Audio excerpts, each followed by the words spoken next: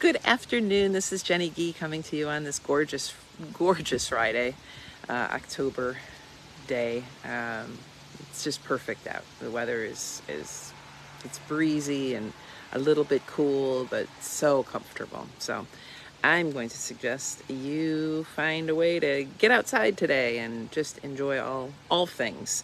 And I'm going to do this Friday Facebook a little bit different today. Instead of kind of focusing in on one amazing aspect of God's creation, I just want to share a couple of things that folks have written. Hi, Elena. That folks have written about God's love for the whole of creation. This past Tuesday was St. Francis Day. And I think a lot of folks associate St. Francis with kind of like this blessing of the animals, this like communicating with the animals, speaking with birds. You know, they'll show in paintings, they're like swirling around him. There's even a story that speaks of St. Francis kind of bargaining with a wolf not to go and attack the village. And just so there was just this aura about Francis of Assisi that what is said about him is he saw nature and creation as a mirror that reflected God's goodness. And so that's kind of what I want to focus on today, and just kind of share what some other folks have written about nature and about how God looks on to nature. Francis would look at all animals as his brothers and sisters, felt that he was at one with creation. And it's kind of a side note and an interesting thing about, a couple interesting things about him. He was actually born into a really wealthy family, but he laid all of that aside. And he left that, and he lived a life that was very different from what probably his relatives were living. He walked a challenging walk of owning very, very little. And at the time of his life, it was unheard of. He welcomed in lepers. He welcomed in women. He tried very hard every day to live the life that he saw Christ live and imitate Christ in every way. Ironically, that prayer that you know of is the prayer of St. Francis, the "Make me a instrument of your peace," actually was not written by him, but the person who wrote it felt like it really described or echoed the sentiment that Francis would have had. So that's just a little side note. But I want to share with you something that Parker Palmer wrote about. He was writing a longer essay about wholeness in us. And that doesn't always mean that everything is perfect, but it often means, hello, Craig, but it often means that the broken pieces of us can come together and create as he writes it, a seedbed of new growth and of development. But this I thought was really a beautiful part, and I'm going to actually read this. He writes, "In the wilderness, I sense wholeness hidden in all things.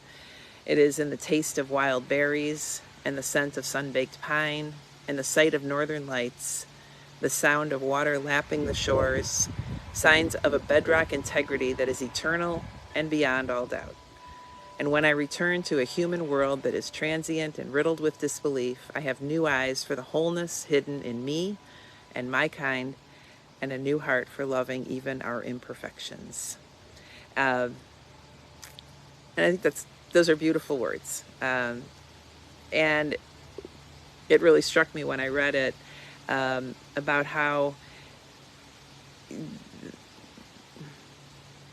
there has to be, I feel like we just have to take a moment and sit and recognize when we eat food that is just so delicious, that is, sprouting from the earth, that there is a gift in each piece of it.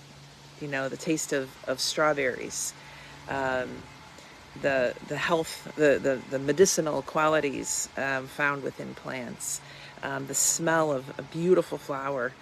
Why are we so gifted and blessed to have have things that taste good and smell good. Everything could just be plain, right? And not have any of that. But I believe it is just such a gift from God, just showing how much God loves us and just delights in our delight.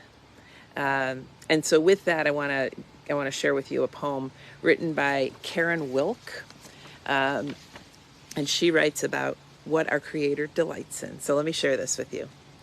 Creator delights in long-necked giraffes, huge elephants, flamingos turning pink from eating too much shrimp, intoxicating lily of the valley, lilac's perfume, the sound of honking geese in a V, vroom, a hard-shelled turtle, a white, long-eared rabbit, a rainbow, a newborn, a thunderstorm, and me? Creator delights in ants marching in a line, hummingbirds in flight, the neighbor cat exploring, the puppy slipping through the hedge, the chipmunk sitting on the ledge, bees buzzing, butterflies soaring, herbs in the garden, beans in a row, my pink polka dot plant, our children laughing as they go, unique, gifted, benign beauty, earth, sky, rain proffering, like our neighbors offering, openness, hospitality, friendliness, and generosity. Creator, you delight in, not because of, if, or when.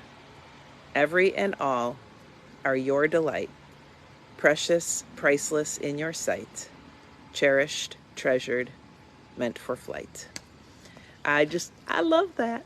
I think it is just a beautiful poem to help us remember that it's all a delight to God, you included.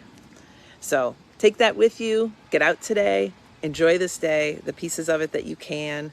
It's supposed to stay nice all afternoon, so if you're at work and aren't going to be home for a while, just enjoy every piece of it and recognize in all of that beauty how much God delights in it. And I truly believe God has gifted it to us so that we can